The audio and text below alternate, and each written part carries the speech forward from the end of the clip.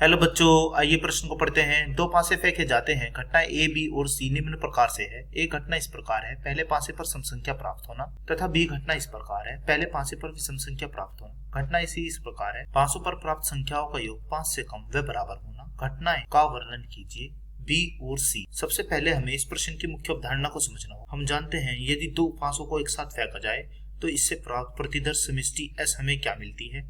तो यह कुछ इस प्रकार होती है। हमारे पास पहले आता है यहाँ 1,1, फिर यहाँ आता है हमारा 1,2, फिर यह कहाँ तक जाता है, यह जाता है 1,6 तक। फिर हमारे पास यहाँ आता है 2,1, फिर आता है 2,2 और यह भी कहाँ तक जाता है, यह जाता है हमारा 2,6 तक।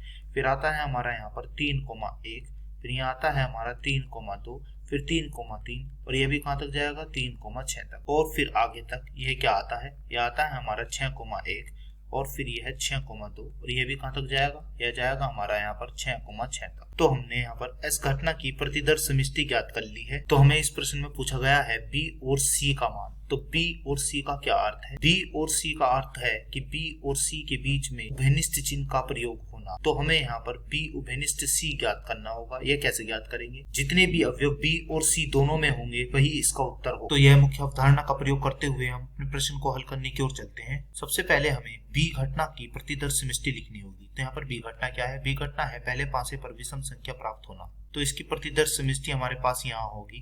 पहले लिखेंगे 1,1, फिर यह होगी हमारे पास 1,2, 1,3, 1,4, 1,5, फिर आखिरी में होगी 1,6, फिर हमारी यह होगी यहाँ पर 3,1, 3,2 और फिर 3,3 और फिर 3,4 और फिर यह होगी 3,5 और फिर यह होगी 3,6, फिर यह होगी हमारी यहाँ पर 5,1, फिर यह होगी हमारी यहाँ पर 5,2, फिर यह होगी हमारी यहाँ पर 5,3, 5,4, फिर 5,5 और फिर आखिरी में होगी 5,6। तो हमने यहाँ पर बी घटना की प्रतिदर्श समष्टि भी ज्ञात कर ली है। अब हम क्या करते हैं, यहाँ पर सी घटना की प्रतिदर्श समष्टि निकालते हैं। तो सी घटना क्या है हमारे पास, सी घटना है हमारे पास यहाँ पर पासों पर प्राप्त संख्याओं का योग यहाँ 5 के बराबर व छोटा होना चाहिए। तो ये होंगी हमारे पास यहाँ पर जैसे कि 1,1, आगे होगी हमारी यह 1,2, फिर यह होगी हमारी यहाँ 1,3, फिर यह होगी हमारी यहाँ पर 1,4,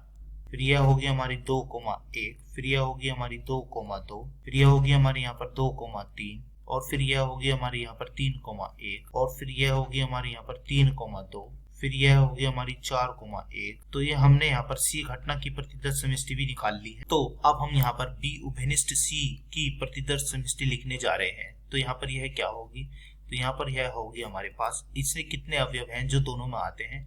नंबर 1 यह है 1,1, तो लिख लेते हैं 1,1 ऐसा है जो दोनों में आता है। फिर होगा हमारा 1,2, फिर यह होगा 1,3, 1,4, तो लिख लेते हैं इन दोनों को।